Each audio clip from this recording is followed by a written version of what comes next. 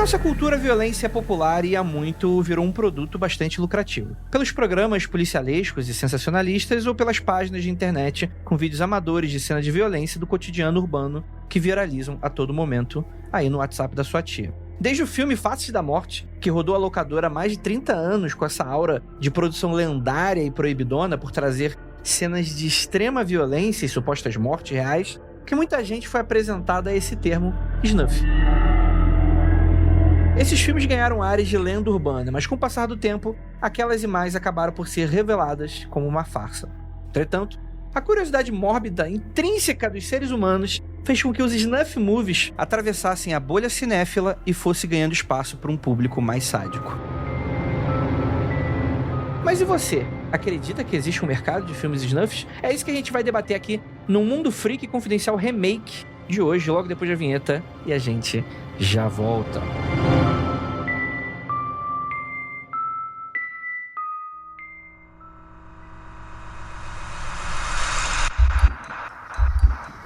Não há nada de errado com o seu áudio. Adentramos agora através dos seus sentidos. Estamos preparando você para o que vai acontecer nos próximos minutos. Além do que conhece por tempo e espaço, o contato com algo além. Não conte para ninguém e nunca olhe para trás, pois este é Mundo Freak Confidencial.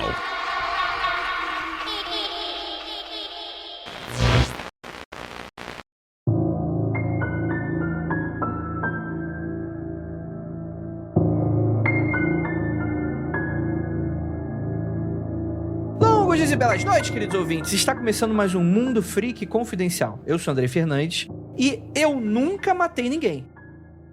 Que bom. E então, eu queria deixar esse silêncio assim, porque não ia vir nenhuma piada, nada, porque realmente eu sou uma pessoa, né, você nem consumo, nem gosto dessas coisas aí. Eu sou Andrei Fernandes e pra me ajudar, temos aqui ela que é um pouquinho sádica, mas só com filme ruim, Gabi Laroca. Se eu pudesse, eu não matava o Andrei porque eu não quero me incriminar no podcast. A minha mente até pensou nessa piada, mas daí eu pensei, melhor não, né? Vai que no futuro isso é utilizado contra mim, né? Não. Oi, gente. Imagina, eu apareço morto amanhã e aí... Daí vira um enredo Agatha Christie, entendeu? E temos aqui também ela, que trata de muita coisa de gente morta, porque é coisa antiga, né? Então as pessoas já morreram no Tupá-Guerra. Isso, eu gosto de estudar coisa de gente morta. Eu não gosto de ver. Olha aí, ó. Inclusive, eu tava pensando assim que eu tô fazendo aqui, eu só tenho 6 anos. Eu conheço uma pessoa de voz fofa. O que ela acessa? Abre aí o teu histórico aí do teu navegador, que eu quero ver exatamente o que você acessa, Tupá-Guerra. Posso abrir. Inclusive, eu acho que essa é a primeira pauta do Mundo Freak que eu efetivamente fiquei tipo, eu tenho medo dessa pauta. Por isso você tá aqui hoje, né? E, gente, hoje a gente vai falar dos filmes snuffs. Não são Smurfs, tá, gente? Talvez um extra tenha surgido aí no meio do caminho, no final do episódio. Mas os filmes snuffs são filmes lendários, né? Uma espécie de lenda urbana, no qual dizem que contém mortes reais, né? E que você tem essa lenda urbana voltada para que existe todo um mercado apontado como algo que pessoas ricas compram. Será que existe isso mesmo? A gente vai debater aqui hoje. É legal que eu vou fazendo essas perguntas retóricas, assim, e a Tupá ela vai respondendo com a cabeça, né? Mas nenhum de vocês tá vendo ela responder que sim para todos os meus questionamentos aqui. É que é um tema realmente sensível. Você fala e eu penso, eu não consigo não... Na verdade, é porque a gente não grava tanto com câmera, mas eu normalmente interajo com durante todo o podcast com expressões faciais, só que ninguém vê. Exatamente. A gente, pra quem for apoiador, vamos liberar um pack de reações da Tupá em temas sensíveis do podcast para você. Gente, antes da gente ir pra esse papo, eu tenho um recadinho bem rápido para dar pra você, que é o seguinte. Pra você que não sabe, tá dando mole, teremos um Mundo Freak Confidencial ao vivaço, presencialmente aqui na cidade de São Paulo. Não percam a oportunidade. Será a apresentação de um tema muito legal, muito pedido, que eu não vou falar aqui exatamente o que é, mas vai ser muito legal, pô. A gente vai estar junto lá, vocês vão ver a nossa carinha, a gente fazendo piada no cambalhota, essas coisas que vocês gostam. Não vai ser publicado, tá bom? Vai ficar só ali, entre 4 paredes, entre a gente, tá bom? Então fica eu. É um convite, né, que eu estou fazendo pra você agora, nesse momento. É um convite pra você avaliar, né? É um date, é um date. É um date que você vai ter comigo, com Ira Croft, você vai ter com Marcos Keller, com Jay Carrillo, com Rafael Jacaúna. Eu acho que a gente já pode anunciar uma convidada incrível. Teremos ali quem? Teremos quem no Mundo Freak Confidencial?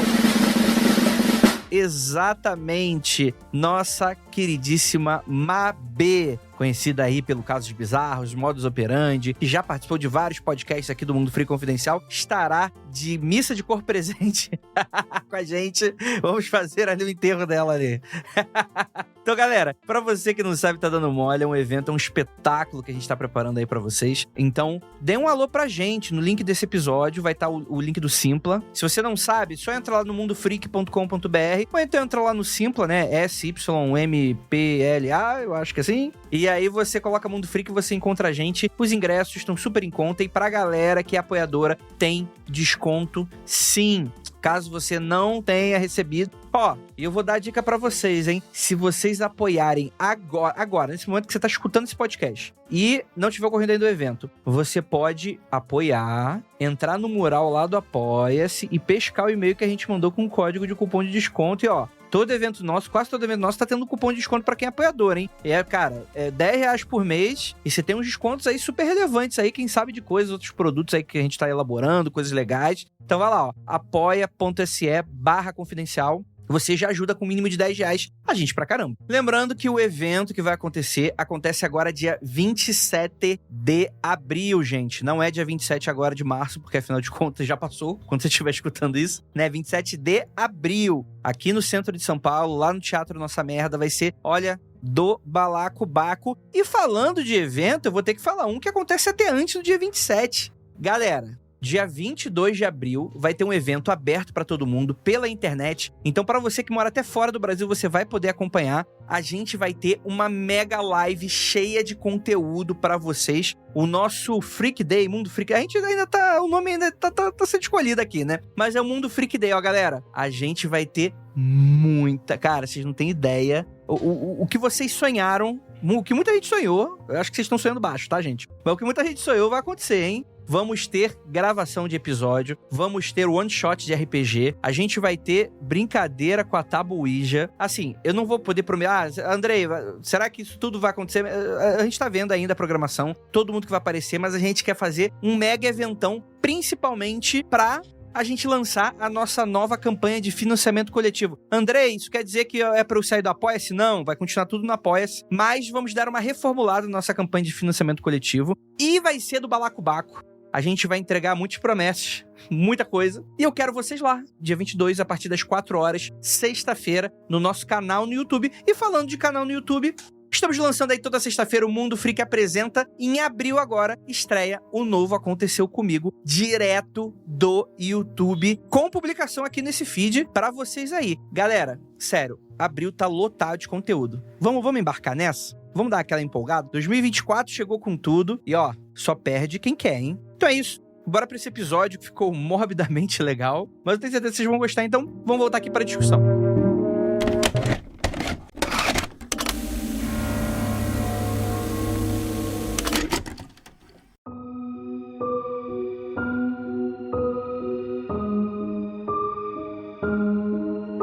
Vamos lá, galera. O termo snuff vem do inglês e seu sentido original refere-se ao ato de extinguir ou apagar. E isso foi algo que eu não lembrava quando a gente gravou o primeiro episódio, se a gente chegou a... Mas eu fui bem nos cafundós ali do Wikipedia para tentar ver a origem desse termo, né? E o snuff é um termo que ele não é muito comum. Eu, pelo menos, não sou exatamente um veterado do inglês aí. Eu assisto muita série, muito filme, etc e tal. Mas eu nunca tinha ouvido falar desse termo. Snuff seria o extinguir, como é do fogo de uma vela.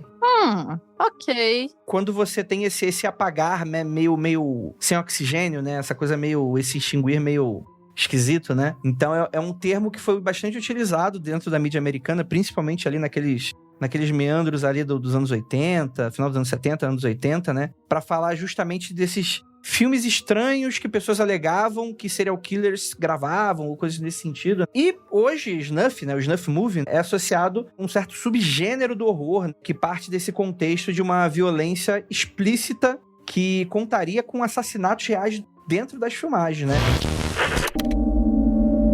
A revista de filmes de terror Fangoria define snuff movies como filmes nos quais uma pessoa é morta diante das câmeras. A morte é premeditada, com o propósito de ser filmada para obter ganhos financeiros. Muitas vezes, há um aspecto sexual associado ao assassinato, seja como parte de um filme, como uma cena pornô que termina tragicamente, ou com um intuito de satisfazer sexualmente o espectador final. Então não seria só o gore, do tipo, pô, você tem a imagem de um cadáver, por exemplo, né? É muito legal que eu falo essas palavras, e a Tupá, ela vai reagindo, parece que eu tô... Sabe aqueles experimentos que você dá choque no sapo? Eu tô exatamente dando choque na Tupá agora com as minhas falas, assim. Foi mal, vou tentar controlar. Mais forte do que eu. Tem um motivo pra não assistir filme de terror, gente. Pois é, e tá gravando essa pauta aí, muito específica, né?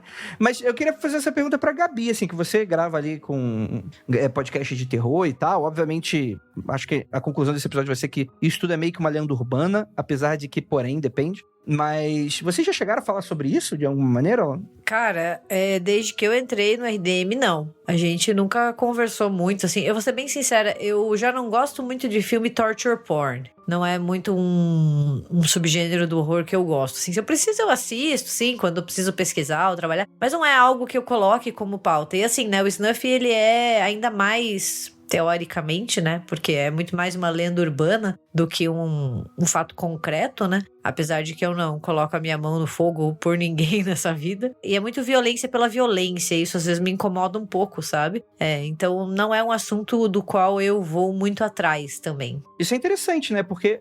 por mais que não seja um gosto pessoal seu, né? Vamos tirar aqui os Snuff por enquanto da frente, assim. Mas essa coisa do gore, da violência explícita, você tem isso muito dentro do cinema mais underground, né? Eu lembro muito da... eu nunca cheguei a assistir, assim, mas sempre fiquei muito curioso, né? Com aquele Tokyo Gore Policy, por exemplo, né? Uhum. E filmes nesse naipe, assim. Que existe uma questão do estético, que às vezes é um gore até meio esteticamente falso, né? Mas implica ali aquele lance da violência, né? E eu sempre achei muito curioso isso, porque tem uma galera que ama esse conceito, né? Ama essa coisa de você estar assistindo algo que elas sabem que é falso, mas que tá emulando ali uma coisa de violência, né? E é algo que não é de hoje, né? É algo de muitas décadas atrás, isso já meio que essa emulação já acontecia de alguma maneira, né? Eu acho particularmente interessante, falando sobre violência e história, que é um tópico que me interessa, tá vendo? Daí a gente entra na parte que eu tenho mais facilidade.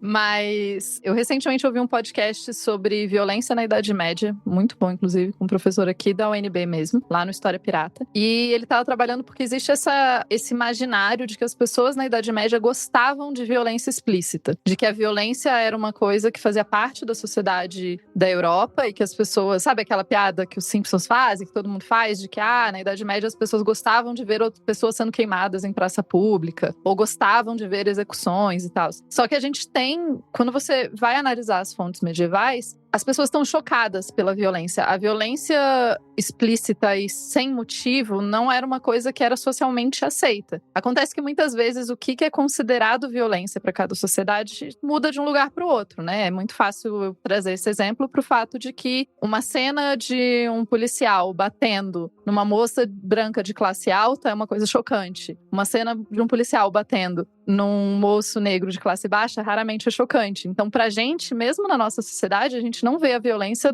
A violência não é uma coisa que a gente pode dizer, a violência é isso. A violência é uma coisa que varia de sociedade para sociedade. Aí você fala, pá, você tá dizendo que a violência é culturalmente definida e que, sei lá, tipo, arrancar a cabeça de alguém é sempre violento. Não exatamente, porque esse é o conceito, assim, né? Essa ideia de que o que é violência e o que não é violência. Em algumas sociedades medievais, por exemplo, algumas violências são consideradas completamente aceitáveis porque elas são consideradas justiça. Então, por exemplo, você fala, o cara que cometeu tal crime, daí teve a orelha cortada, ou enfim, era considerado justiça. Assim como a gente não acha violento, em geral, na nossa sociedade, encarcerar uma pessoa, tipo, por sei lá quantos anos, num lugar super lotado, super quente, com comida azeda e várias outras coisas. A gente não vê isso como uma violência. A gente vê isso como justiça. Então, a violência, ela é determinada muito por onde você cresceu e o que você entende por violência. E daí isso é interessante porque quando a gente começa a pensar em filmes que vão debater a violência, ou filmes que têm violência explícita, tem a ver com o que a gente considera violência explícita. Claro que eu, Tupá, como vocês estão,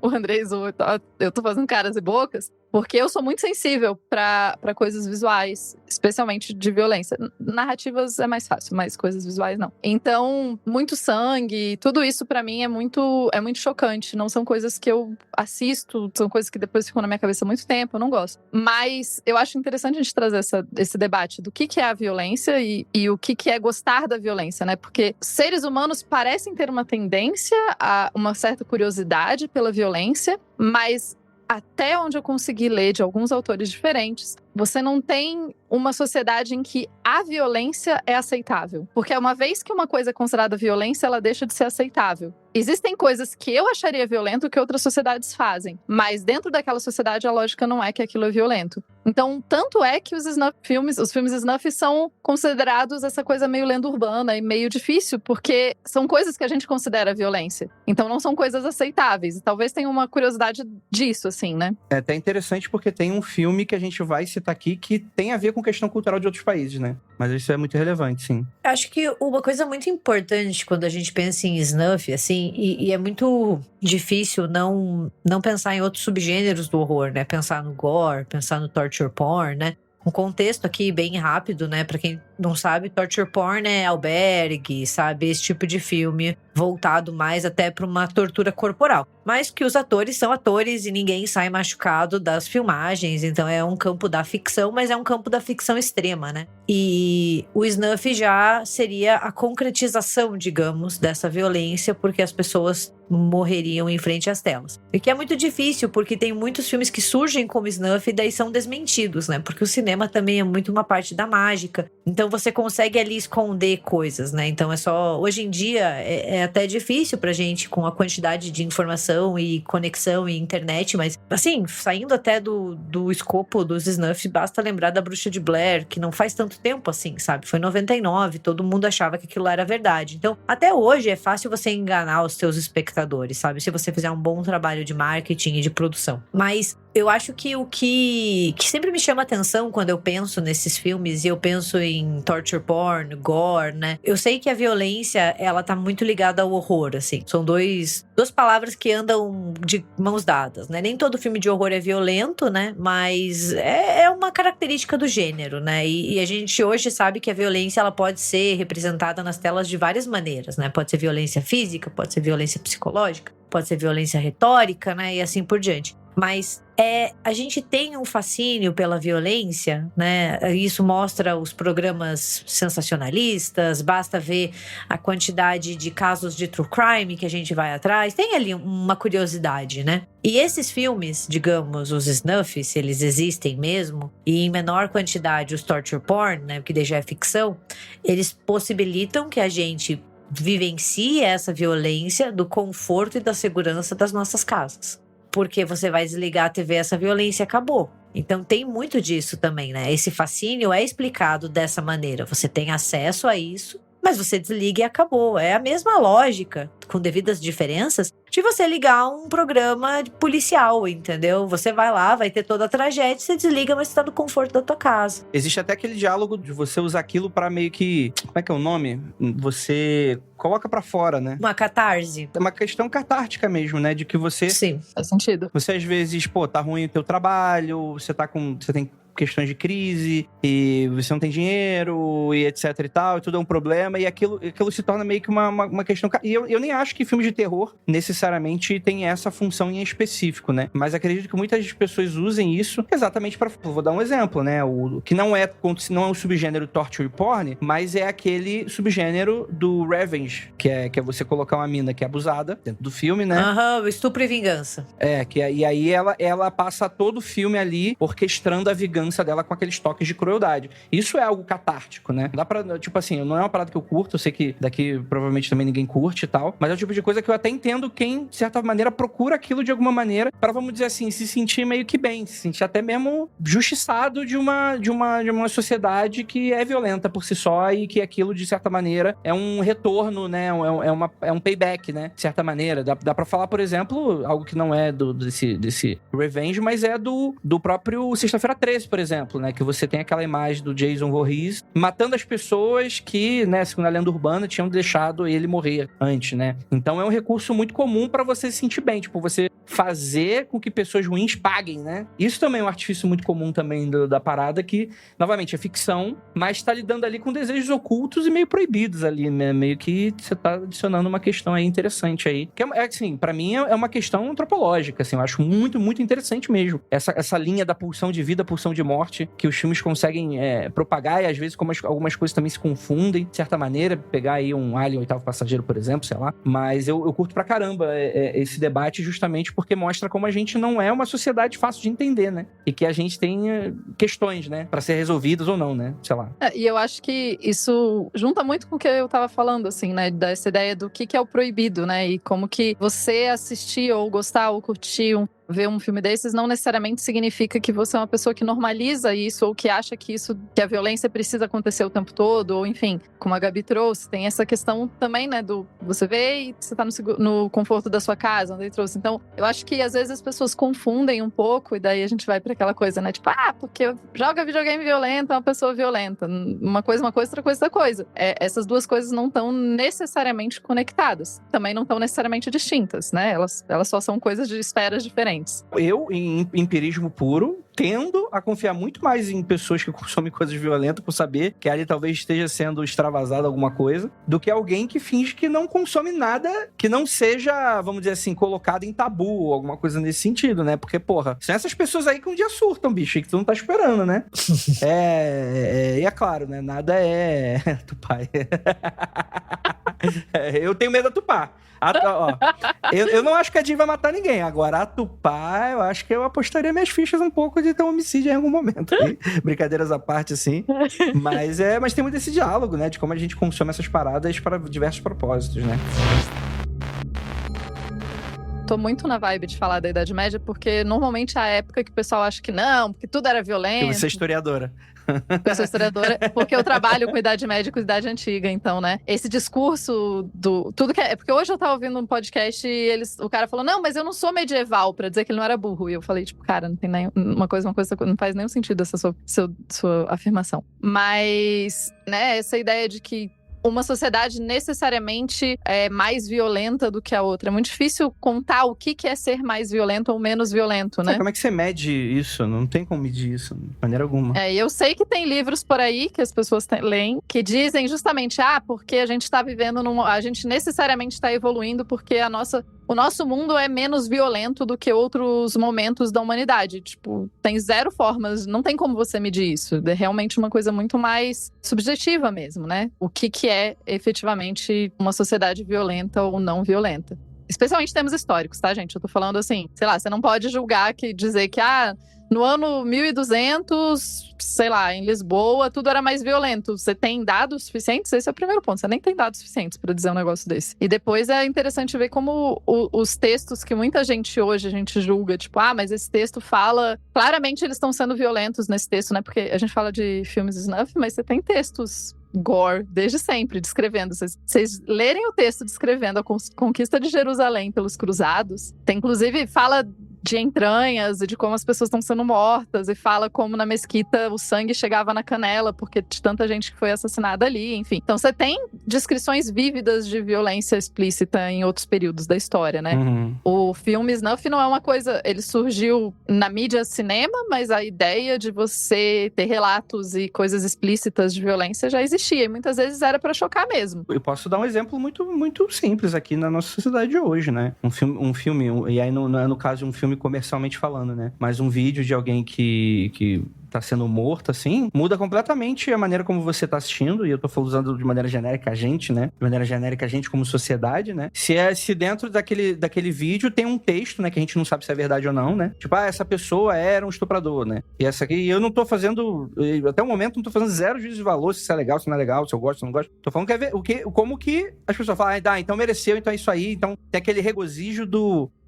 revenge, novamente, né? Daquela coisa. Então, quer dizer, nossa, que violento essas paradas. Eu nem gosto de filme gore. Eu acho isso esquisito, não confio em quem assiste. Não gosto de filme snuff, isso aí é coisa de criminoso. Mas se cai no meu WhatsApp, eu dou um sorrisinho, né? E, novamente, eu, genericamente, né? O eu abstrato aqui, né?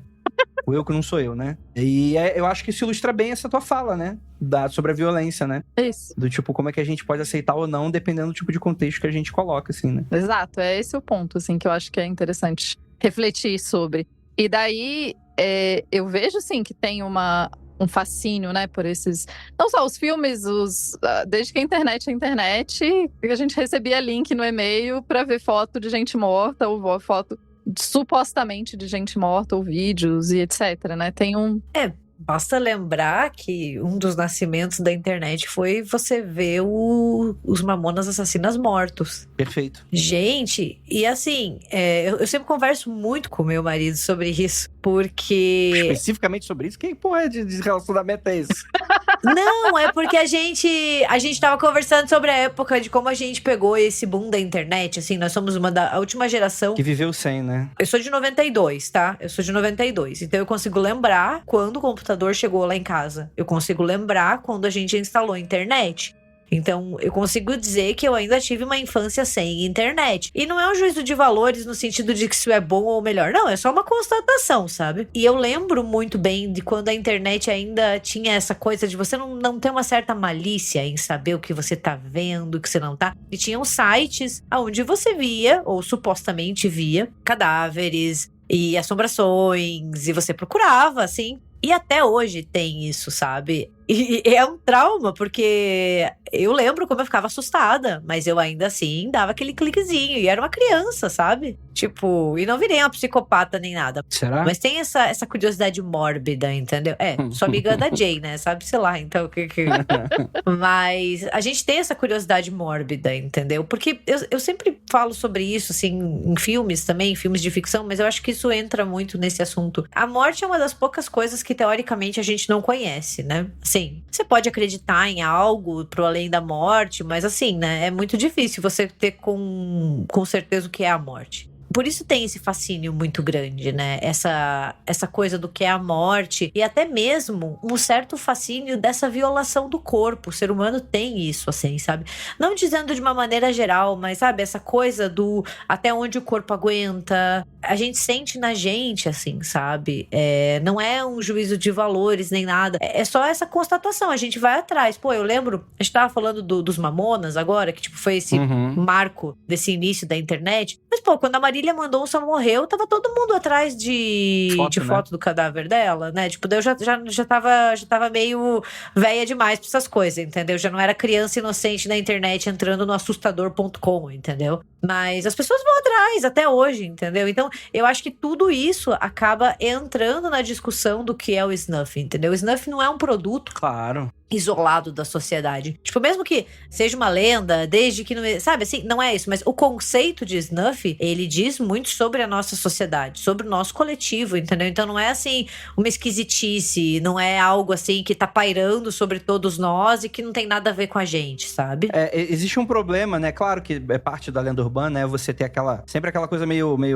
Não é os Jogos Mortais, não. Qual era aquela outra que se passava aquele filme que se passa na Europa? É o Albergue. O Albergue. Né? Que você tem aquela coisa aquela cabala de bilionários que contratam, né, pessoas para serem torturadas e mortas, sejam por vídeo, seja ao vivo, etc e tal. E aí você tem essa pecha de que são pessoas, né, doentes e etc e tal. E não é uma parada esquivando desse conceito, mas é justamente... Eu consigo ver num universo um filme, por exemplo, da morte do Osama Bin Laden sendo vendido, se isso fosse o caso. Eu consigo ver uma demanda de não por pessoas doentes, aliás. Doentes no sentido de, né, aquela coisa meio... De como a nossa imagética trata aquela pessoa mais vil possível. Sei lá, acabei de sair do filme ontem, vi o filme do Duna, né? Os Harkonnen sempre, né, com aquela coisa, né? Eles são homicidas, pedófilos e canibais e essas paradas, assim, né? Não, tipo, eu consigo ver um pai de família interessado e colocando um vídeo desses do lado de um pornô, por exemplo, ou algo nesse sentido. Eu consigo ver isso sendo feito dessa maneira em uma realidade que isso tipo de coisa teria comercialização, por exemplo, né? Mas sabe que a gente tava comentando justamente como Tudo isso é meio que um ciclo de influências, né? É um ciclo de influências, é uma rede, né? Que diz muito sobre a nossa sociedade, diz muito sobre o nosso coletivo. E o Andrei falou sobre o Albergue, né? Que é um dos primeiros filmes a popularizar o torture porn, né? E, novamente, torture porn e snuff são coisas diferentes, mas que podem ser analisadas em um conjunto. E a gente, às vezes, olha pro torture porn e fala, é violência, né? Não diz nada. Eu, pessoalmente, não gosto, mas assim, eu acho que daí é só uma questão de gosto, gostar ou não, né? Mas tem muita gente que estuda o torture porn e faz uma relação, porque é um tipo de filme que explodiu muito nos Estados Unidos ali, né? Final dos anos 90, começo dos anos 2000 pra frente, né? O Albergue é de 2005, mas começa muito com os Jogos Mortais, que tem toda uma relação com o contexto dos Estados Unidos, né? Dessa popularização desses filmes, de que eles são artefato da época das prisões de Guantánamo e Abu Ghraib. Quando a gente tem tortura nas notícias, entendeu? Quando a gente tem ali vídeos na internet de pessoas sendo torturadas, e isso vai pro cinema. Então, a gente tem uma tendência, às vezes, a olhar esses filmes, seja o torture porn, seja o snuff, a lenda urbana deles, ou o gore, e achar que eles são vazios, entendeu? E que eles não dizem nada sobre a época em que eles foram feitos, ou que eles não dizem nada sobre nós. E, de novo, cinema não é uma coisa que tá pairando sobre a gente, entendeu? Seja lenda urbana ou não, essa lenda urbana também vai ter relação com o que nós somos, entendeu? Então, snuff não existe, mas só o fato da gente estar discutindo isso e ter gente que acredita e ter snuffs falsos por aí, diz muito sobre nós também, né? Então, não pode esvaziar. Eu acho que a gente pode dizer, eu não gosto, que nem o Tupá falou, eu não gosto, e é o direito dela, enquanto pessoa, eu acho que ela tem o direito de escolher o que ela quer assistir. Eu não gosto de assistir filme de horror sobrenatural, eu não gosto de violência, cada um com o seu, mas também você não pode esvaziar e achar que isso não diz nada, assim, de que como se fosse assim, criado, sabe? Fosse uma autogestação, essas coisas nasceram e saíram por aí no vácuo, e né? Não diz nada sobre a gente, no vácuo, exato. Eu acho que é genial você citar aquelas imagens de Guantánamo, né? Me lembra de 2 filmes, né? O Guerra ao Terror e o Sicário, que são 2 problemas de violência completamente diferentes, mas são filmes que eles abusam demais de uma estética realista pra demonstrar violência. Então, vai deixando de lado uma violência que ela é, vamos dizer assim, esteticamente bonita ou esteticamente falsa, né? Aquela coisa do sangue explodindo, né? Ou algo nesse sentido, pra ser aquela coisa de vamos tentar emular as imagens que a gente vê numa guerra do Iraque ou numa guerra de facções de tráfico latino-americano, porque é legal. Eu consigo ver, tem uma demanda na parte artística, da expressão artística, retratar o que é na realidade como um valor estético, né? Vamos colocar assim, né? Eu consigo ver isso claramente na nossa sociedade dos últimos 20 anos pra cá, principalmente, assim, né? Hoje foi ficando um pouco de lado, a gente foi tomando outras opções de violência hoje quer dizer, hoje a indústria ela tá tão gigante, tão plural, que é muito difícil falar de hoje em dia nesse sentido, assim, né? Mas pensar que são filmes que ganharam Oscar, que concorreram, né? E coisas nesse sentido. Então aí, novamente, a violência é ruim, né? Mas ganha Oscar também, né? Então isso é interessante. É justamente a ideia, né, de pensar a violência para além da coisa simples, né, de toda violência, a gente é contra toda violência. O que você considera violência? Como essa violência está sendo apresentada? E etc, etc. Mas eu queria voltar um pouquinho na ideia do grande ciclo de bilionários que pagam por coisas terríveis. Eu vou dar um spoiler de uma série, eu espero que ninguém fique muito triste comigo, mas eu recomendo uma boa série chamada Mulher dos Mortos, ou Woman of the Dead. Tem na Biblioteca Vermelha lá no coisa. E ela saiu em 2022. E ela conta justamente parte do enredo da série, tem muito mais do que isso, mas é uma moça, o marido dela é policial e ela trabalha num necrotério e o marido dela é atropelado na frente de casa e ele morre. E, na real, depois ela meio que vai descobrindo que não foi bem um acidente. E daí ela vai atrás e, claro, que ela vai achar uma rede de bilionários que torturam mulheres e filmam. Então, você vê como o snuff é pensado, né? Tipo, a gente tem essa lenda urbana e essa lenda urbana é reutilizada pra fazer uma série sobre a ideia, mas na série efetivamente acontece, assim, né? Na série, é uma série que se passa, acho que a série é da Suécia, talvez? Por aí. O nome original é Totenfrau. E é bem interessante, a série é ótima. É um pouco, enfim, perturbadora, mas bem interessante. Eu acho fascinante como é isso, né? A série não surge do nada, a ideia da violência não surge do nada, tá tudo super interligado, né? Ela vai, o que a gente entende como lenda urbana vai retroalimentando o que a própria imaginação e o cinema, e isso, por sua vez, vai novamente alimentando a lenda urbana e a gente vive esse grande ciclo.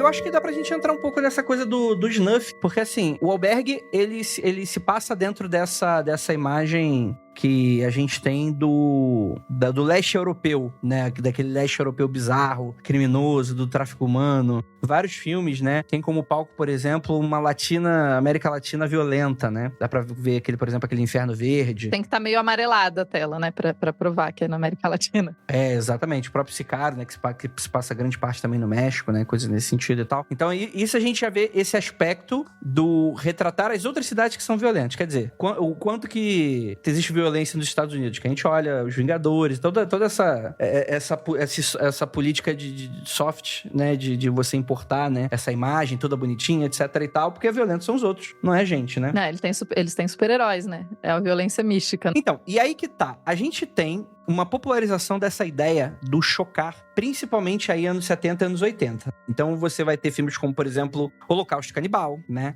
O próprio filme de nome Snuff, que em teoria é gravado na América Latina, que também, tanto o Holocausto Canibal quanto esse filme Snuff, eles tentam vender, né? Usam de marketing essa coisa de... Não, é uma violência, um homicídio explícito, né? O Holocausto Canibal, né, que é do Ruggero Deodato, ele é muito um pai ou um avô dos found footage, né? Todo mundo fala muito que o Holocausto Canibal meio que andou pro Bruxo de Blair correr, né? Porque ele usa muito esse marketing de que, olha, o que aconteceu é verdade, né? E depois se descobriu que tem mortes de verdade no filme, né? Fica só a recomendação e até o alerta de gatilho, porque ele é um filme que trata muito de violência animal. Sim. E o Deodato foi preso, inclusive, porque eles matam animais em frente às câmeras. E ele repetiu cenas, então, tipo, ele matou mais de um animal só pelo propósito da cena. Então, é um filme... Eu tenho um problema muito sério com violência animal em qualquer filme. Então, assim, eu sou do tipo que eu não assisto, porque eu não gosto. Então, eu não gosto de Holocausto Canibal. Então, pra mim é muito difícil falar sobre ele. Então, eu sempre acho que é importante trazer essa questão de gatilho, né? Mas o Holocausto Canibal, ele é um exemplo de um fake snuff, né? De um snuff falso, porque eles tentaram ali pelo marketing... Ah, olha, mas a gente sabe que, por exemplo, é de diretor. O Ruggero Deodato, ele só é um criminoso contra animais, tá? Contra pessoas, não. Então, assim, tem muito filme que embarca na ideia do snuff no marketing, né? Mas que depois você sabe que tem ficha de elenco, tem ficha de produção, tem roteirista, né? Tem uma questão muito mais de marketing aí. Ele é italiano, né? Ele vem nessa pegada, porque esses anos 70, anos 80 aí, a Itália tava fazendo aqueles filmes pra chocar, né? Eu acho que isso era o destino final pra chegar do choque máximo, seria talvez você de fato matar pessoas, né? Que aí não é o que acontece no caso, né? O Ruggero Deodato, ele é italiano, ele tem muito uma proximidade ali, Dario Argento, o Lucio Fulci, né? São diretores que, pros anos 70 e 80, ainda também, né? Mas chocavam muito. Então, mas o Holocausto Canibal, ele é considerado um dos filmes mais violentos, né? Já feitos. E o próprio Deodato foi acusado pelas autoridades italianas de ter matado gente. Então, assim, é uma repercussão, porque a gente também tá falando de uma época pré-internet, né? Então, hoje em dia seria muito mais fácil você desmistificar essa ideia. Claro. Seria impossível um Bruxa de Blair desse jeito, assim. Teria que ser uma coisa muito bem orquestrada, de uma maneira que a gente nunca viu antes. Um viral de uma coisa inacreditável, assim. Tipo, de bem planejado, assim. Seria muito difícil você fazer isso dessa forma, né? Falando um pouco do termo do snuff movie, a primeira vez que ele é citado, esse termo, como sendo vídeos de pessoas morrendo, né? A gente tem, em 69, muito atrelado o termo à família Manson, por incrível que pareça. Porque você tem ali um caso em que eles chegam a roubar um caminhão ali da NBC TV, né? Com equipamentos de cinema, e é, tipo assim, aquela coisa já da mídia sensacionalista americana. O pessoal já imaginando que tipo de filmes depravados e bizarros eles fariam e coisas nesse sentido. Então começou-se a rolar essas histórias do tipo que você teriam filmes gravados nesse aspecto. Então não seria algo comercialmente falando, mas seria algo, uma produção amadora de um grupo de criminosos ou de um criminoso específico. Quem fala muito sobre o termo, bastante sobre essa lenda urbana, tem um livro, né, que é considerado a bíblia dos filmes snuff, né, que é o Killing for Culture, do Carex e Slater, né, que falam bastante sobre essa definição, que era algo que cai meio que como um termo da mídia que se torna um termo da cultura, né? Do tipo de que existiriam essa coisa comercial de filmes com mortes reais, né? Muitas vezes ligados também à pornografia, de certa maneira, né? Que rodariam entre certos indivíduos e em certos grupos de indivíduos, né? Que rodariam esse tipo de comércio ilegal, né? Então vocês vão vendo que é literalmente uma lenda urbana daquela coisa mais clássica, a Kombi dos palhaços, né? O tatuagem com droga, né? Que a criança vai ficar viciada, né? Seringa no cinema, né? A Kombi dos palhaços é um grande terror da infância. Então, pois é, né? Pô, imagina, né? Nunca mais a pessoa indo pro cinema, né? Roubo de rins, né? Essa coisa assim que a gente sabe que não existe uma parada... assim, deve existir casos isolados, óbvio, né? Até mesmo pessoas inspiradas por essas lendas urbanas poderiam reproduzir isso de alguma maneira, mas não são coisas sistemáticas, né? E é isso... Muitas vezes o que a gente sempre bate aqui no Mundo Freak, né? Lembrando novamente o nosso grande clássico, aí Mundo Freak sobre Pânico Satânico, né? Com Ivan Mizanzuki, né? Que a gente fala, tem gente que pode matar em nome do diabo, né? Mas seriam casos completamente isolados, não sistematicamente uma parte do corrupta, do Estado, de ricaços, estariam fazendo rituais e roubando criancinhas pra isso, né? E aqui entra um pouco nessa lógica, né? Não teriam evidências de um mercado disso existir. É claro que, invariavelmente, alguém pode encomendar uma coisa pra alguém, né? Mas até aí não que seja um mercado estável, né? Um sistemático, né? Alguma coisa nesse sentido, né? Um grupo de pessoas que fariam isso como nos filmes, né? Colocaria, né? André está dizendo que a Dark Web não tem toda uma área, né? Porque eu gosto muito da ideia que a Dark Web é tipo um lugar, assim, né? Você abre uma aba no seu computador, aí você chega na Dark Web. E daí, a partir de lá, você consegue achar, tipo, toda a área onde tem todo o mercado desses filmes.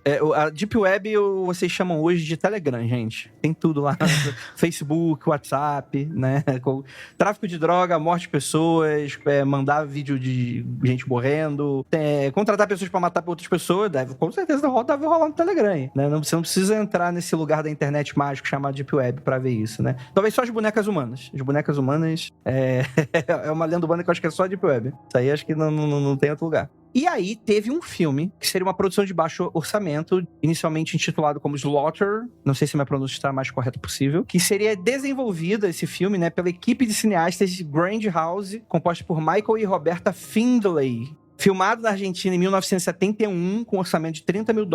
Ou seja, se você pega $30 mil e vai pra Argentina hoje, provavelmente você sai dali com os Vingadores argentinos.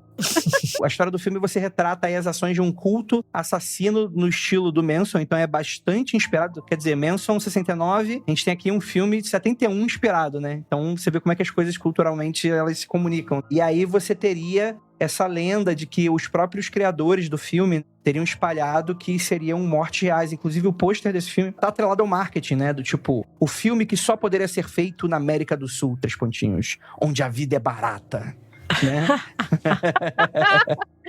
É bom que mistura snuff com colonialismo, né? É genial. Sim. Não, gente, desculpa, perdão. O filme Slaughter de 71 é outra parada. Eu tô falando aqui do filme Snuff, né? Que é de 75. Tá. Tem uma outra galera, outra questão, mas também é na América Latina, né? Então isso Porque só poderia ser filmado aqui. Exatamente, né?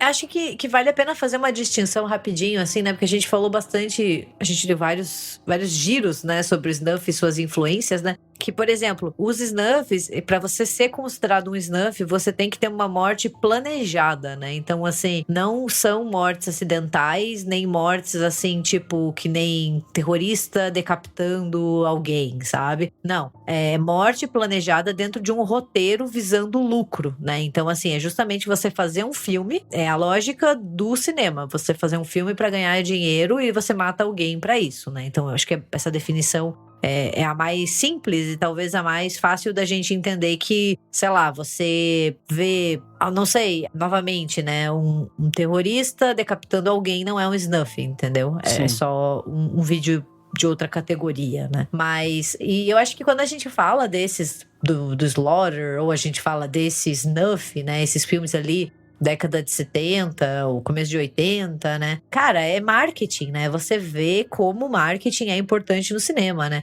E às vezes A gente tá tão acostumado com uma ideia de cinema linear, aquela narrativa bem hollywoodiana, sabe? Que é começo, meio e fim, que qualquer coisa já pode confundir a nossa cabeça, né? Por exemplo, o tal do Slaughter, né? Ele tem um corte abrupto no final, né? Num novo final, onde parece que o assassinato era autêntico, como se eles tivessem cortado. Hoje em dia, a gente já sabe que isso é uma maneira de edição, a gente já tá acostumado, É um recurso, né? De linguística, né? Mas na década de 70 não, porque a gente tava muito acostumado com uma outra ideia de cinema, né? Então também eu acho muito interessante olhar essas técnicas, né? De você tentar passar uma veracidade para aquilo que está sendo mostrado nas telas, né? Não, como linguagem é um negócio genial, um negócio que você deve estudar em academia de cinema, né? Em faculdade de cinema, né? Pra você ver, você vê que são pessoas fazendo arte, utilizando recursos nunca antes usados, né? E imaginando de outra maneira pra impactar o público de uma maneira diferente e tal, né? Hoje em dia seria só raso, bizarro, de mau gosto, porque isso já foi utilizado, tipo... Bruxa de Blair tem um corte abrupto, né? Então é um tipo de coisa que não é nada genial hoje, né? Mas pra época, com certeza, né? A galera tava... Atividade Paranormal é outro exemplo recente de usar isso, entendeu?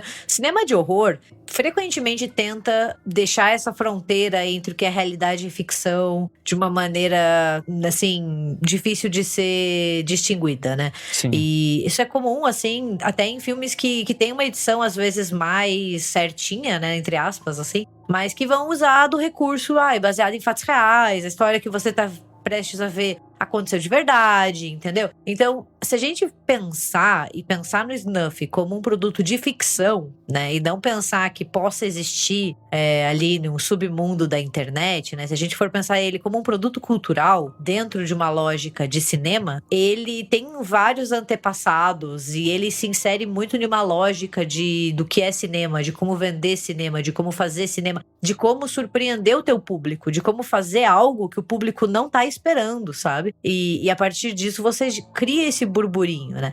Tem agora eu não vou lembrar tem um crítico de cinema. Eu vou falar que eu gosto muito, mas é feio dizer que eu gosto muito e não lembro o nome dele, entendeu?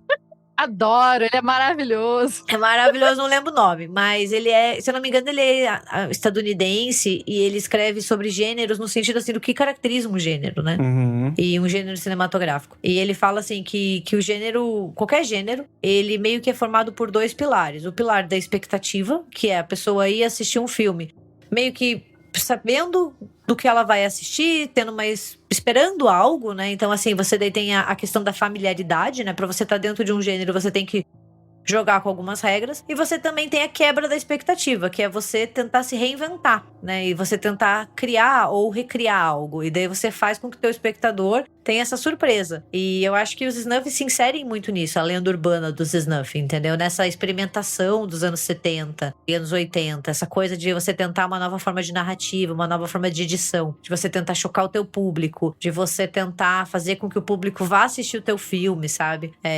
Tem toda a questão do histórico, da história do cinema, que a gente sabe que anos 70 é uma época de experimentação e também é uma época que a censura diminui. Eu acho isso muito importante. Tipo, Estados Unidos, se a gente pegar 68, acaba o Código Reis, né? Que era tipo um código que não deixava muitos filmes passarem. Então a gente tem, até no cinema mainstream, um aumento da violência, que com certeza reverbera em outros tipos de cinema, né? Então você tem mais sangue, você tem mais violência, você tem mais experimentação até onde você pode ir, sabe? Reverbera no cinema reverbera na sociedade. Não tô dizendo que a sociedade fica mais violenta, mas a sociedade fica interessada em assistir esses filmes, o que vai gerar mais filmes e etc, né? Esse movimento, ele... Não, mas é marketing, né? Eu vejo uma sociedade que quer ver. Sim. Porque não podia. Com certeza. Saca? É proibido, né? Essas coisas, né? O tabu chama atenção, né? De novo, aquela coisa. A violência, ou enfim, o tabu só vai chamar atenção se for um tabu, né? Se ela não for considerada violência, aí não vai chamar atenção. E daí tem o clássico de quantas pessoas passaram mal vendo esse filme, né? Tipo, quantas tupás viram esse filme e ficaram chocadas.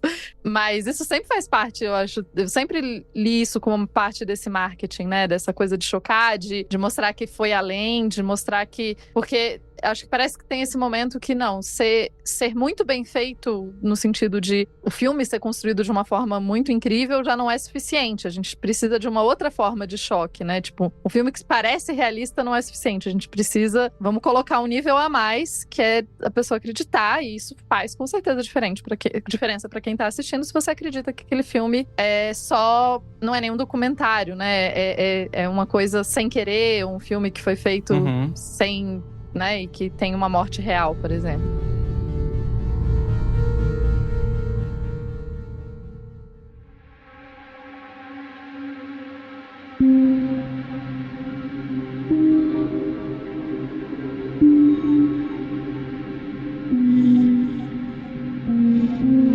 Cara, tem uma história muito interessante, né? Que aí agora, vamos dar um salto agora pros anos 80, 85, né? A gente tem essa lenda urbana real. E aí, a gente tem uma investigação que outro filme passou se havia realmente tido mortes, né? Que foi o Guinea Pig 2, Flower of Fresh. Seria o Porquinho da Índia 2, A Flor do Frescor? Seria isso? O nome tão fofo, né, gente? Não. Fresh and Blood. Não, desculpa. Flower of Fresh and Blood. Do frescor e do sangue, né?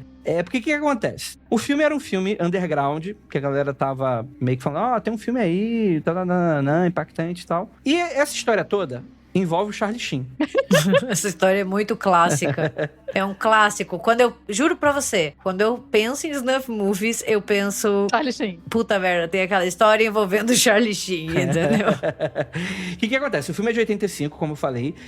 Seria um filme que, na verdade, seria um média-metragem, né? 45 minutos, que seria um samurai desmembrando e eviscerando uma jovem, né? E sem qualquer tipo de trama dentro do filme. Seria mais ou menos essa cena por 45 minutos. É um filme japonês, aliás, né? Só que aí que tá. Em 1991, data do meu nascimento, Nosso Senhor Jesus Cristo aí, me abençoou com o meu nascimento. Vocês são tão jovens.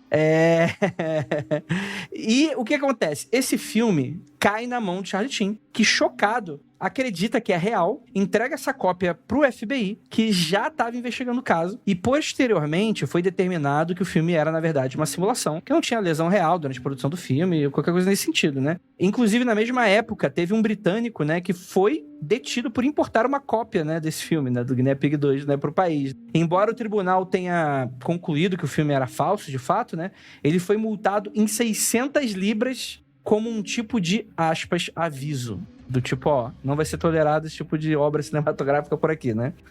E sabe que isso, como a gente tá falando especificamente de Reino Unido aqui, cara, tem um contexto que é muito importante, que é a época dos videonasties, né? Videonasty, ele é um termo coloquial popularizado, assim, né? De uma época que o Reino Unido, ele não deixava esses filmes circularem, né? Então, assim, esses filmes acabavam sendo distribuídos em VHS, né? E eram extremamente criticados pelo conteúdo violento, né? Então, assim, tinha meio que até um pânico moral de que esses filmes, eles iriam acabar com a inocência das crianças, ou iriam acabar fomentando violência, né? Então tem muitos filmes, por exemplo, que eram banidos, que não estreavam nos cinemas, ou que eram cortados, né? E assim, era uma coisa muito forte mesmo. Então faz muito sentido ele receber essa multa nessa época, entendeu? Uhum. Porque a gente tem esse pânico moral relacionado a filmes de horror e filmes de exploitation, sabe? Então tem todo um frenesi no Reino Unido, que são as épocas do videonasty. Eram lançadas listas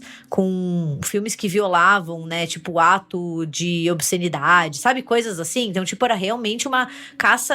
contra a moral e os bons costumes, né? Exato, eles faziam caças a esses filmes. Então, assim, era como se fosse um problema nacional. Nossa, eu imagino que esses filmes, a procura deles devia aumentar demais. A galera pegava a lista e falava, porra, quem é que tem esse filme, né? Uhum. Que eu com certeza quero assistir, né? Porque aquele efeito Streisand de porra, eu quero o que é proibido, né? O que é bizarro é que a gente pensa, assim, que não são só filmes mega underground. Por exemplo, o Massacre da Serra Elétrica, eu fui até conferir aqui. Ele não conseguiu passar no cinema. Ele só passou no Reino Unido em 1999. E se você for olhar hoje, o filme 74 não é um filme mega violento, entendeu? É um filme que deixa muito claro que é ficção, sabe? Então, vários filmes, principalmente slashers e esse tipo de subgênero, eles não passavam, ou eles eram muito picotados. Eu ia falar que é fascinante justamente essa conexão, né? Do o filme ser proibido e ficar mais desejável e as pessoas procurarem mais. E, ao mesmo tempo, uma parcela da população começam a acreditar e chamar a polícia ou, enfim, né, procurar as autoridades para investigar esse tipo de filme, porque acho que faz tudo parte dessa mística, assim. E claro que daí tem conexões com Pânico Satânico e tudo mais. São coisas que existem até hoje, né? Se você muda um pouquinho pra filmes, assim, né? A gente tem Gabi tá falando de um momento muito específico da Inglaterra, né? Que era uma coisa sistemática estatal, né? De tipo, ó, vamos ter uma lista de filmes que não pode ser visto, né? Mas se for parar pra pensar, Serbian Movie, por exemplo, é um tipo de filme que super entraria hoje em algo muito parecido. Tipo, filme proibido. Acho que aqui no Brasil, inclusive, ele é proibido. Se eu não me engano, você não pode exibir ele. Você pode, não sei se talvez comprar e tal, mas você não pode exibir em cinema, por exemplo, né? São coisas que existem, assim, novamente, não são snuff, né? Apesar de simular às vezes, né? Como o próprio Serbian Movie, né? Que inclusive não assistam, tá, gente? E eu sei que provavelmente vai ser o que vocês vão fazer, então pau no cu de vocês aí, vocês merecem isso aí mesmo. Você tem um filme que aborda o snuff, que é o espanhol Teses, de 1996. Esse filme é muito bom. É muito bom? Esse filme é muito bom. É o primeiro filme do Alejandro Amenábar, que é o diretor dos Outros. Dos outros quais? Sacanagem. O da Nicole Kidman. Todos os outros filmes. Todos os outros filmes.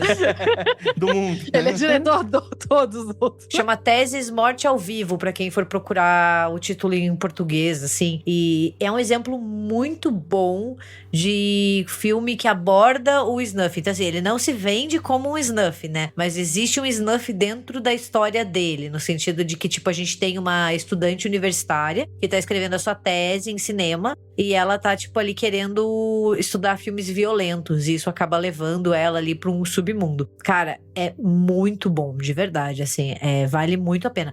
Deixem de lado a porra do Serbian Film, que é uma merda, e assistam o Teses, porque, assim, é fantástico, é muito, muito bom. É interessante, né, que o fato do Serbian Film ser chamado Serbian Film pega justamente nessa questão de falar, não, é o leste europeu, logo um lugar bizarro, logo, que em outros momentos foi a América do Sul, ou enfim, né, que tem toda essa mítica por cima. Esse filme aí que você falou, ele dá medo ou ele é de boa de assistir? Quer dizer, deixa eu ser mais explícita. Tem cenas de pessoas esquartejadas? Ele é violento, mas ele não é, assim, um gore nem nada, sabe? Ele tá mais pra um suspense, dá pra assistir bem tranquilo. Claro que ele tem violência, né? Então, porque ele é um filme sobre uma estudante fazendo uma tese... sobre violência, uma pesquisa sobre filmes violentos, né? Então você vai cair nisso. Mas, tipo, é tudo muito bem... Não tem nada assim desse gorzão, nem nada. Eu vou já que a Tupá tá isso, eu vou mandar um McDonald's pra ela dos Snuff Movie, então. Pra ela colocar o pezinho na água. Que eu vou citar um filme que não tá aqui na pauta, que é o 8mm do Nicolas Cage. Sim. Que é um filme que eu gosto muito, porque o Nicolas Cage é um cara que começa a investigar um mercado negro de venda de snuff movies, né? E é um filme que é sobre isso, né? Inclusive 8mm, né? Enfim, né? A questão do formato, né? Do filme, né? Então, é um filme de 99, é um filme bem antigo já. E que ele é um investigador sobre isso. Então, se você quiser ver essa temática, tem zero violência. É um filme Nicolas Cage, meio super pipocão, assim. Mas ele trata sobre esse tipo de tema, né? Então, é sequestro de pessoas, né? Ah, mataram alguém. Será que existe e tal? E é um... Eu não lembro exatamente do final do filme, né? Mas ele chega uma pessoa, né? Que teria contratado, talvez, alguma coisa, né? Eu não vou falar mais muito. Assistam aí. Sua conta em risco, mas não é um filme sem violência. Pra quem quiser ter uma amostra aí sobre esse universo de lenda urbana, né? O seriado que eu falei também, ele toca nesses temas. Um pouquinho violento. Não vou dizer que não é violento, não. E um tanto quanto surpreendente. Mas ele também... Qual é o nome do seriado? Só pra lembrar aqui pro pessoal. A Mulher dos Mortos. A Mulher dos Mortos, ok. Woman of the Dead. Aí as pessoas vão procurar e não existe esse filme. A Tu passou em nu com esse filme. Tem, gente, na Netflix ainda.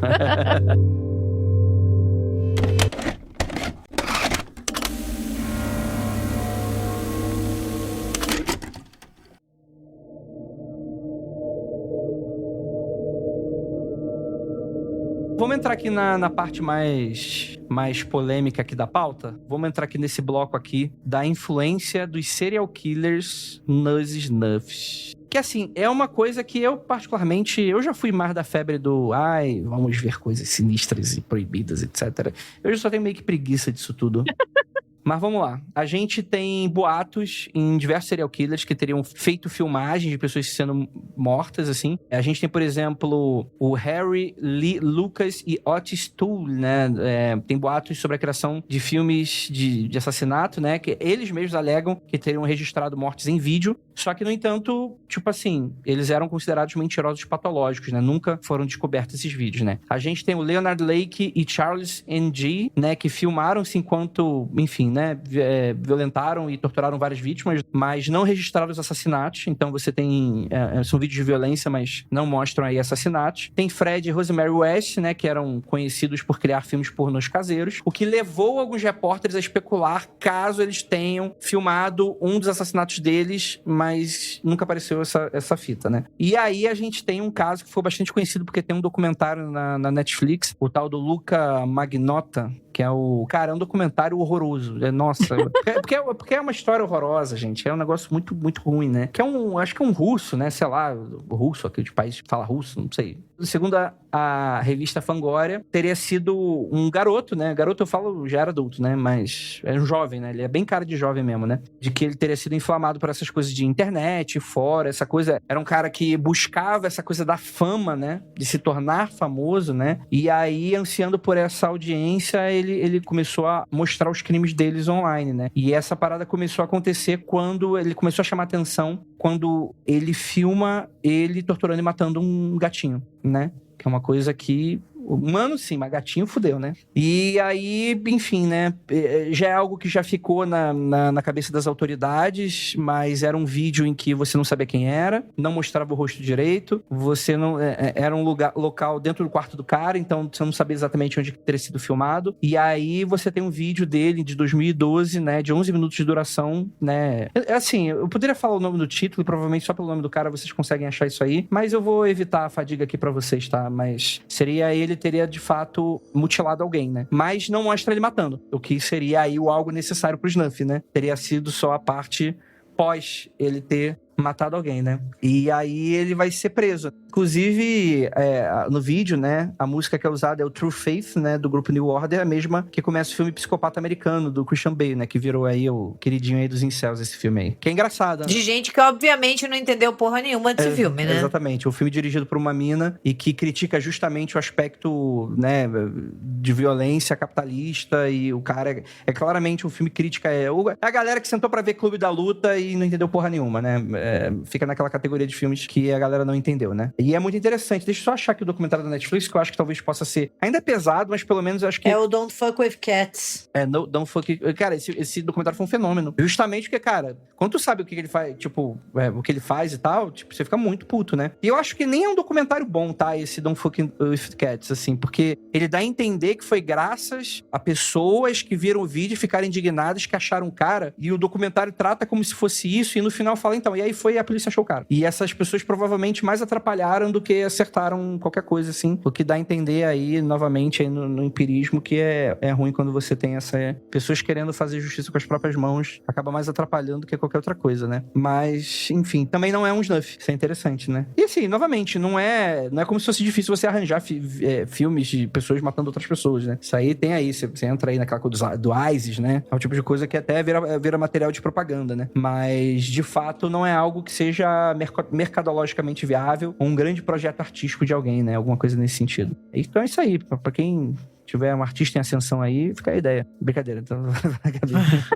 Não, e assim, só quero fazer um comentário bem rápido. Vou passar um site de utilidade pública, porque assim, violência, crueldade contra animais me incomoda muito, assim, em filmes. Então, mesmo quando são filmes de horror, que eu sei que é ficção, eu não gosto de assistir. E tem um site chamado Does the Dog Die? Que você entra, você vê o filme, no sentido assim, ele conta se acontece alguma coisa, o cachorro morre, daí você descobre, e daí você decide se você quer assistir ou não, entendeu? Então, se você, assim... Como eu fico muito mal, assim, de verdade, assim, me dá ansiedade. Entra no Does the Dog Die, que não tem foto, nada.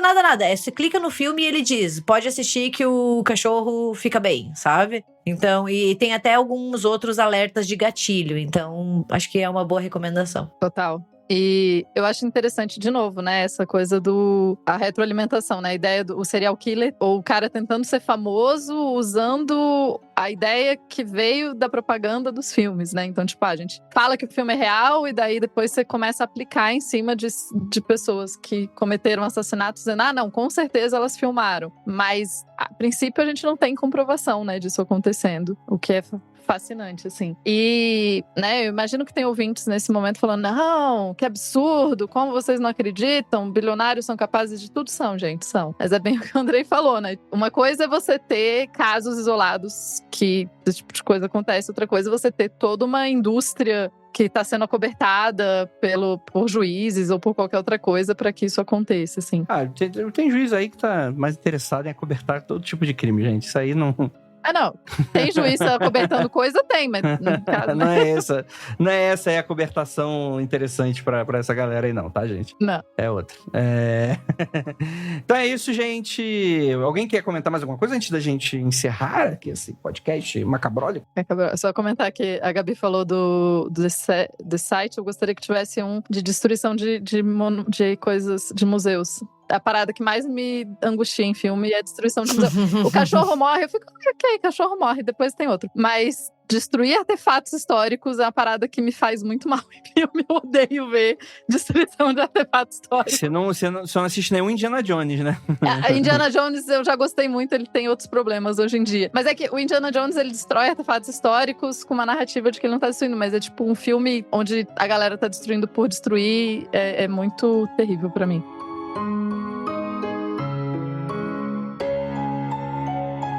Gente, gostaria muito de agradecer essa mesa maravilhosa, essa pauta ficou muito maneira. O que você achou, ouvinte? Quero escutar a sua opinião. Manda um alô lá nas redes sociais, manda um alô aí no Spotify, manda um alô aí no YouTube, ó. Pra você que não sabe, a gente tá publicando agora os podcasts aí também no YouTube. O YouTube tá lendo o nosso feed, olha aí, quem diria, né? Você gosta do nosso trabalho? apoia.se/confidencial. Lembra que a gente tá toda semana aqui, poxa, mais um dia seria muito bem-vinda pra gente sempre ter podcast toda quinta-feira. E aquilo, gostaria de agradecê-los e não olhe para trás.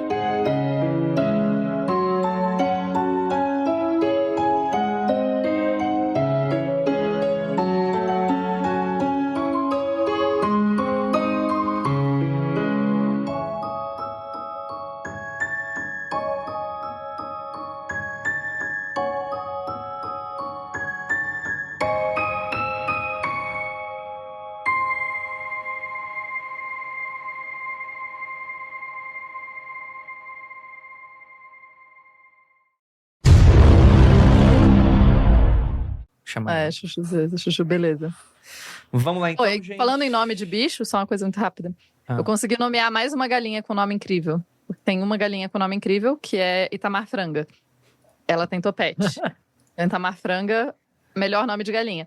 Agora consegui achar um outro nome muito bom, que é a Cocó Chanel. Muito bom. Tem galinha sem nome ainda que eu preciso, tô tentando achar. A gente queria dar um Flávia Dina pra alguém, mas nenhuma delas tá parecendo o Flávio Dino pra gente dar esse nome, então. Você acredita que existe um mercado de filmes Smurfs? Os Smurfzinhos, sabe? Esse eu veria.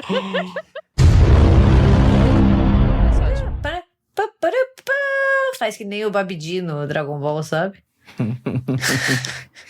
Como é que foi que fazia? Eu sabia imitar o Babidi, eu parei de que eu não consigo mais, eu acho. Não era assim. Puta que pariu, eu tô assistindo Dragon Ball Z agora e...